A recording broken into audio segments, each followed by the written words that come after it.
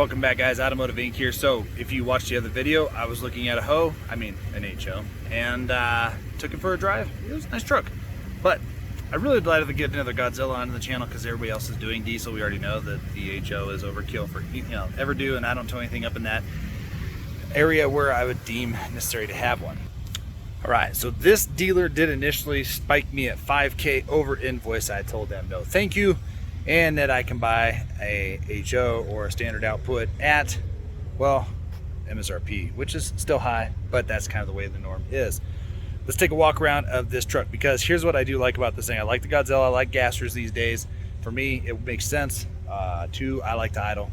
And yes, I did lose a Godzilla, but that won't turn me away from another brand. But right now we're taking applications for the next truck on the channel. We have to evolve, we have to keep moving. We've proven that the LAT is a badass, kick-ass motor, and the Chevy tows excellent. Now, the Ford, I did enjoy towing with it. However, we did have the engine failure at around 6,900 miles, whatever it was. So let's take a look at the 2023 that potentially could end up on the channel. All right, so we got Summit White. We have some incandescent regular bulbs there. Now this one does have the 373 with the upgraded spring in the back. Does not have the tailgate step, but now that I got the bedside steps and the tailgate steps, or sorry, the actual bumper steps, I don't necessarily need those. Standard, it's got those right there. I like them. Some people don't like that it says Super Duty right there, but that's actually part of a fuel economy thing. And again, the Godzilla did seem to do better when it came to fuel economy. We have Argent wheels. Again, I like 20s on there, but these are okay. They're good looking, they're fine. Standard lariat front end, so all the chrome, which isn't bad on this white. I think some colors it looks a little bit too much, but white kind of helps it blend in a smidge. It does have the cab lights, the FX4 package, the white mirror caps, which I like that better than the chrome. This, though, is what I was telling you on the other one. Look at that big, huge cap. I would probably want to try and find some like 22 wheel caps and swap that out. Factory spray and bed liner. I like the Ford embossing. We have a fifth wheel camper. I'd have to put the Ford puck system in here, and then it does have the actuated LED lights back there. Hop in back here. So they were omitting heated rear seats for some of the early 23s just because of the global chip shortage or whatever. Now this one does have good fit and finish. Does have the Kevlar box with the lockable storage on the other side. Has the power on board, and then doesn't have all-weather mats or anything like that, but tons of charge points. We noticed when we took the last trip with Kong that not having rear charge points was kind of sucky. And then we have lots of cup holders. Two here, two there, couple water bottle, small water bottles up here, another water bottle storage there, plenty of storage in the doors, and then it does have the B&O. Let's get behind the wheel. Actually, before we jump behind the wheel, let's take a look over here. We have 3531 payload. That is good enough for me, and I've checked the towing specs on this truck, and it's up and around the 17.5 mark, so we're good there. That's not what I'm ever going to tow any more than that. All right, so I like the Baja. A lot of people hate it. I think it looks good now that they broke it up. My 21 had all Baja, everything was Baja, so the black, dark gray tosses it up really nice. Super quiet interior. Again, I think the Chevy mirrors are the biggest in the market, but the Ford ones do a good job. That's what all of our work trucks are. Upfitter switches, which look cool at night, but Dad don't do anything with them, so they're pretty much useless. Home link here in this package, and then the standard Ford suite of swag. Again, this is pretty. The most ingenious thing Ford has done, they moved their wireless charger. The other one is wonky. My 22 Ultra and a OtterBox barely fit in there. Now it fits in there just fine. And then this is right here, the king of all, right there.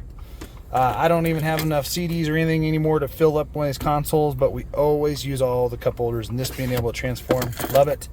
Has the big 12-inch display, again, B&O. The suite of cameras they have up here, you can hit that over here and then pick from whichever camera you really want to view. It can piece it together. The bed camera, which the quality of Ford cameras, their resolution hasn't gotten much better. However, it's so big and blown up, it is better than what I currently have in Kong. No big deal there. Can turn on the park assist. We can go back here. But yeah, it has the full suite of cameras, which is actually really nice. and you can always, with this setup, get all the ones for the actual trailer if you want to. I'm not going to play music on here because, one, you guys probably don't listen to the music I like, and two, I'm not paying for copyright things, but the system is fantastic. Good little upper storage, good glove box there, the infamous gauges that I'm not huge a fan on. So here we go through the channels here. We have our tow haul, and then we have, so if we go and hit menu here, you can configure a little bit more here, so we can click on that. Oh, you can configure all these, sorry, the pitch and roll, the trailer and stuff. There is one where you can actually get rid of the RPM as that view right there and switch it over to some auxiliary gauges and whatnot. Again, this is what's been holding up a lot of 23s, but so far so good. So we cruise over here to regular mode. Now it is definitive. Once you click it, it wants to make sure you wanted that click. So now we're in normal mode. They're blue. You go to slippery, it's going to do a 4-wheel shift in progress for slippery. And then if we cruise over here to off-road, then you can see over here where it changes the dynamic lines. And then that's the front.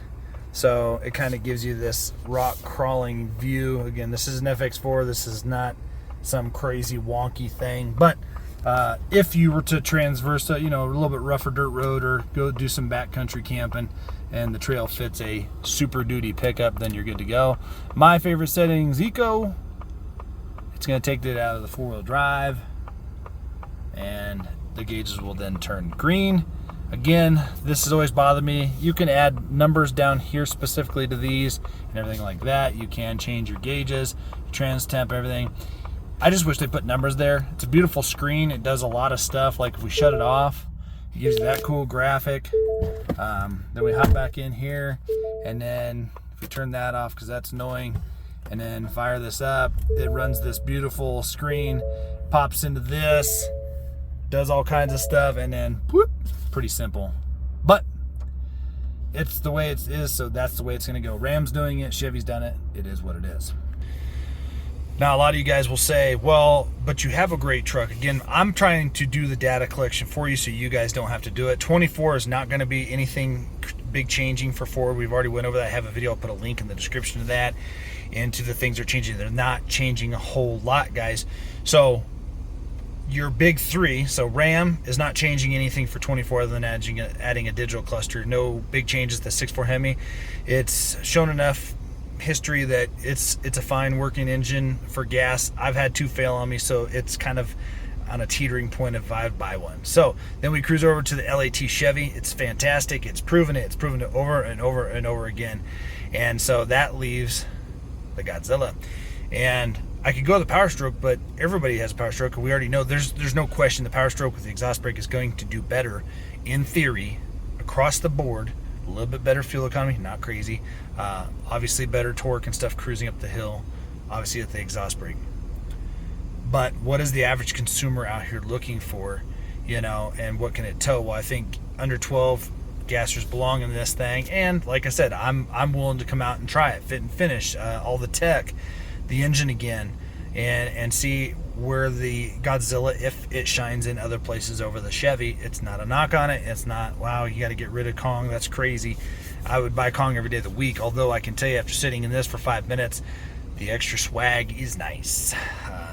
Having the leather wrap steering wheel just feels nice. Having the bigger screen, the bigger cameras, I like that, especially because I fifth wheel a lot and I'm the only one that hooks it up, so that bigger camera is fantastic. I like that. And I've liked Ford. People will say, well, you had one fail. Dude, I've had one of every one of them failed pretty much, so I could care less, so I'm not brand loyal. But let's take it for a quick little spin on our way back to the dealer, and then we'll go from there. All right, guys, so driving it is louder than the Chevy, period. The ride is rougher than the Chevy when it comes to that. And when I say it's rougher, it's just more noticeable. It's not, I'm in a truck, I know what to expect from a truck, so it's not a big deal. If I had to pick one based on ride quality, like I said, I think the Chevy wins, but then the Ram is a close second. But this is not obscene, it's not absurd, it's not horrible. It's good, it's just not as soft. But compared to a truck 5 years ago, this is way better. So I reset the fuel economy down there. We're just gonna see on a short trip. It's only got 18 miles. But right out the gate, my 22 Godzilla did really well. We'll just cruise down here and see how it does. Got the cooled seats on again. The extra swag is nice. And then the tech. So because you can buy a Godzilla XLT premium package, yes, you have to get those gauges, but then you get all of this other availability of the 360 cameras and all that stuff. I think that's a nice thing to have, especially if you have somebody else that drives the truck. Like my wife will drive the truck and she doesn't feel comfortable driving the Chevy because the hood sits so high. To me, I'm used to it, but it also doesn't have front sonar. So for her, she doesn't really feel comfortable driving it. She doesn't really want to drive it at all. And it doesn't matter if it had more cameras or anything else like that. She can't see out of it. To her, that is a deal breaker. She liked my Ford better. 23, the Ford, the hood stays about the same as the 22. I've made mention of that in several other videos. This is not the first 23 video that we've made, guys, but this is the first one where we're kind of getting into the exact package. Way back when I said I bought the Godzilla, I said I wish I'd gotten a lariat, and yeah, the lariat's the good package for me. It's the winner. It's the win package. And I'll put a link below. I went and drove the H.O. again with an XLT premium, and it was a nice truck for sure. I couldn't actually tell you, I mean, unless you're just towing a ton, I don't see where the H.O. makes any sense. Anything but like an F-350, F-450 where you need that payload and towing and all that. That truck is insane to be just an F-250. It's just like somebody wanted to order that and they did, and then they flaked on it because they waited too long. Or they had to wait too long on Ford, not they waited too long. The poor consumers are kind of getting hosed. And if the new worker strike goes through, Lord only knows what the heck's going to happen with that.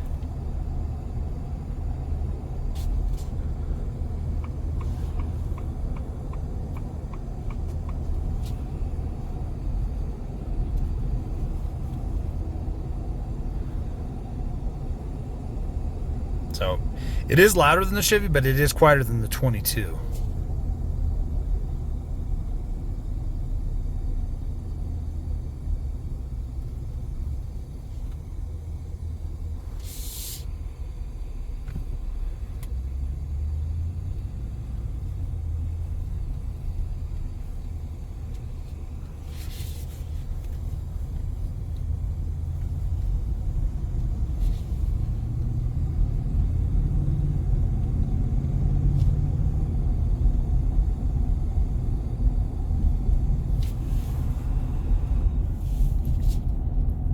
So those are the cooled seats. You can definitely hear them kind of blowing, or ventilated seats, whatever you want to say. That's just the low fuel alarm. Again, the fact that this was even available just kind of blows my mind, but there we go.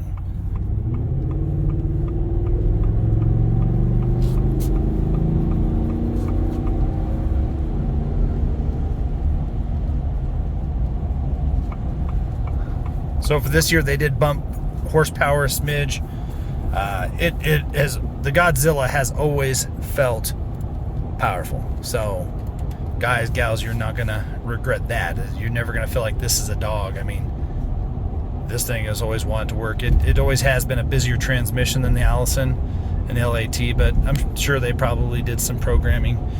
Most of these manufacturers are trying to listen to their consumers in regards to changes, needs, desires, likes and dislikes. Not always will it happen when this was their transition year, their body changeover. The 24 F-150 is getting a new interior, some tweaks on the outside. So this interior is what you're going to get for quite a while, because this is what used to be in the F-150. That's what most manufacturers do. They'll run their trial interior in their 1500 series, half-ton series, and then drop it in the heavy duties if it was a success. So the F-150 is a really nice place to be. This is no different. This interior is nice. It's interesting though, some of the diesel ones I've looked at, the fit and finish is just odd, like off, like the panels are loose and whatnot. And most of the gassers I've driven are actually high and tight. So pretty incredible. So my 22 found out that the fuel average was usually within 0.2, so that's pretty good. No more than 0.5 of a mile off. So, I mean, this is about right for a short little truck. Had 15 miles on the way left, so I haven't even driven 6 miles. That's going to average out, guys. It is what it is. Don't expect to get crazy fuel economy, but don't be surprised when if you've driven 454s and V10s of old and everything like that, and you're at 7, that this could easily be double that. But if you're thinking, well, I'm going to go with a Powerstroke and I'm going to get 18 in town, and no, you won't. You just won't. You'll be around the 12, 13 mark when the Godzilla. Oh, sorry, I was thinking my Chevy. The Godzilla got around 14 in the city and about 17 highway, and that's about what we get in our Powerstrokes at work, and those are bean can XLs. So yeah, I like this truck, and the reason why I like this one over the H.O. again, I don't need the H.O. I don't want the headache. And then when it comes to the Rams, I really wish I could give the Rams a chance, but gosh, they're 3/4 tons, their payload and their trailering just doesn't make sense on a lot of their trucks. I ran a diesel the other day, had a 2,100 pound payload. This one's at 35 whatever. It had a 2199 payload and a 18.9 or 19.9 conventional tow, or sorry, fifth wheel towing. I don't understand. You'd have to have the trailer pretty much leveled out, so that way your pin weight is only like 10%. Because you got to realize it's not always 20%, guys, on your pin weight. It could be 10, 15, 17, 18, 20. It depends on where the weight distribution of the trailer is. So on your conventional towing, your tongue weight is what the tongue weight is. But your pin weight on your fifth wheel can change a little bit. And then when you get one of these ones that's all lifted and jacked up, and you shift the dynamics by the height of your own pickup, now you're changing it again, so you're putting even more weight on your pin versus your pin and your second set of tires on the back. So Ford and Chevy seem to have figured it out, where they can give us good payload in a 3/4 ton, and we have good towing specs. So I am back at the dealer now, so we're going to drop this bad boy off, and we'll wrap this video up in a little bit. Alright guys, so I wrapped up the test drive on the Godzilla. Overall, it did pretty decent on that short run. Funny enough though, the gasser says around 16.5, 17 on a short drive, in that H.O. Powerstroke. The video link will be down below. Took that for a spin, and you'll just get a walk around on that video because I didn't video with the person in the car. This one I was able to set up and not have somebody in there, so I didn't have to worry about asking their permission, etc. Whatever. But yeah, decent fuel economy. It's actually more well put together than most of the Ford Super Duties I've driven of late. But it's the gassers seem high and tight, and the diesels don't. So if you go back to the first 23 that I special ordered, waited 6 months, got that one. That had all kinds of like just little pieces of plastic popping off and whatnot. So maybe it's because this is a later version. I don't really know, but this one definitely seemed well put together. The other white one that was at Auto Nation Ford Littleton here in Denver, that's the one that was on stop sale. And unfortunately, it's still there today. Can't touch it, but that one had a bench up front. But again, it felt very well put together. And this one was no difference. Like, I don't know and why that would be, but that's just kind of how I felt. So ran numbers on it. Initially, they were wanting to do a substantial chunk over. I said no. So now they've redone their numbers and came down to just asking MSRP. They bumped up on what they'd give me for Kong. And so I'm going to see if we can add this truck to the channel. It's between this one and a Cummins, just because I just can't buy a Hemi. I just can't do it. I know there's a lot of you guys out there that have had great luck with them. My uncle has had great luck with them. I have not. 2 in 1 summer to Grenade are it's just too much for me to swing. But a Cummins for sure. And I think we all know, if right now they're doing some great deals on Cummins diesels. So if I was going to buy a Ram, I'd just get a Cummins. You're really going to appreciate not only the extra power, but you just get a little bump in the towing ability, but you drop in payload. If you go 3/4 ton, and then of course on the 1 ton, it's right up there where you need to be. And then I think that the Cummins is the most fuel efficient diesel from what my experience have been. Now, back to the new Godzilla for the channel. This thing's a lariat. It's a great FX4 package. It has the payload upgrade, so we are going to be at like 17.5, it was like 17.5 and some change is what I'm going to get. Payload wise on, I think it was like $35.99 again, or $3,600 roughly. So it's in a good spot to do everything that I need to do. I don't anticipate going ever heavier than that ever again. So we're going to take a swing on this one, see if we can put the new version or the upgraded bump and power Godzilla onto the channel. I'm excited to see it, especially with all the tech. The test drive was really good. The price is fine. And again, if I could just have found an L5P, we'd be putting a diesel on the channel. But I really think there's enough people out there doing diesel content that it would actually be neat to put a Ram on here, just because we haven't had a Ram on the channel like for a long term, like 8, 9, 10,000 miles. I had a short, 6,000 mile diesel rental this summer, but we'll see how it plays out. Got my feelers out on a 1-ton diesel Ram, non-dually short bed. There's a lot of great tech, a lot of stuff that they've came out with in that Ram.